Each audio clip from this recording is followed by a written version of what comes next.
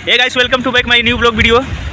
भोजपुरी कहाँ झंडा गड़ले बा दिखा देता इन तो के गुजरात में कहिला चल बा सारा लोग हेमंत साहब नियर पटाइल बा। हमारे साथ आए हैं फिर से एक बार दीपक प्रसाद, जो कि हमारे साथ ही जुड़े हैं। चलो आज और हम आपको दिखा रहे हैं इस पार्क में क्या है और कैसा है।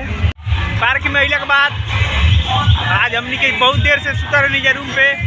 ओकरा बाद से सुतला के बाद से दीपक भाई कहलन कि चलो आज फिर एक बार घूमे चलल जा। तो आज कहीं नया लोकेशन पे तो ना गई जा, इमा रोज आवे नहीं जा, रोज शाम के तो आई नहीं जा पार्के में।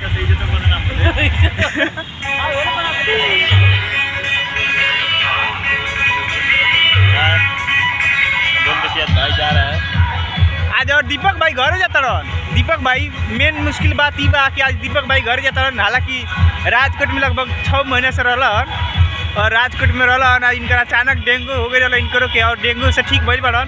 तो इनकर मन में थोड़ा गांव के याद आई बा, बसल बा। फिर एक बार गाँव जाए के सोच रहे बड़न और आज ट्रेन भी 12 बजे रात में। तो दीपक भाई गाँव जाइए तो फिर गाँव के तर इनकरा के मजा बहुत बा। आगे चल के कोनो नया सीन होला तो दिखावल जाई, आ नहीं तो बस ये पार्क बा। ये जाके एक लोकेशन बा, ये नज़ारा बा जौन कि हम दिखावत नहीं, बहुत ही शानदार बा। और घूमे का मन हुई तो भाई हमारा नंबर निकाल के और संपर्क कर लियो। पूरा हर जगह घुमा दें एकदम व्यवस्थित। नया वीडियो और नया लोकेशन जहाँ तक कि कोनो मिलत नहीं थे ना, तो वीडियो तो बनाइए देती जब बहुत बेहतरीन।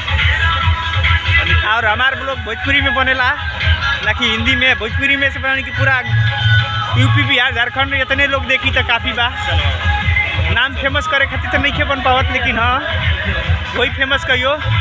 चलो इस वीडियो में मैं आपको पार्किंग का नज़ारा दिखाऊंगा।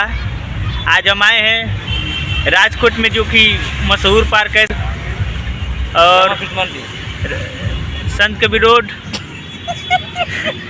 पार्क का नाम तो नहीं पता है, फिर भी हम आपको दिखाने की कोशिश करेंगे और अच्छे से पूरे सीन को दिखाएंगे क्रिएट करके। तो आज हालांकि यहाँ पर बहुत पब्लिक है, पब्लिक का नज़ारा आप देख सकते हैं।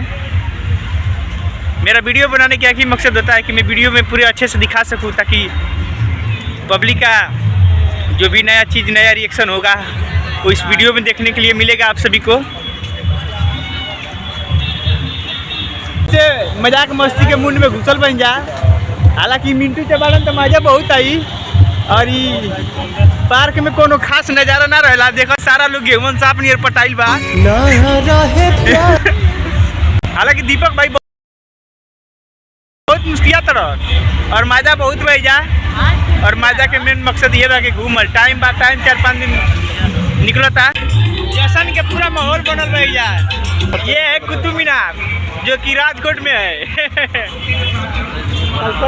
एक बार इंटरेस्टिंग बात बाकी गुजरात में बोलते तो भोजपुरी गाना और भोजपुरी कहाँ झंडा गड़ले बा दिखा देता इन तो के गुजरात में कहिला चल बा।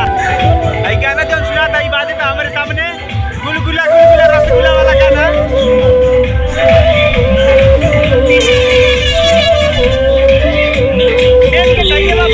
पार करे में बहुत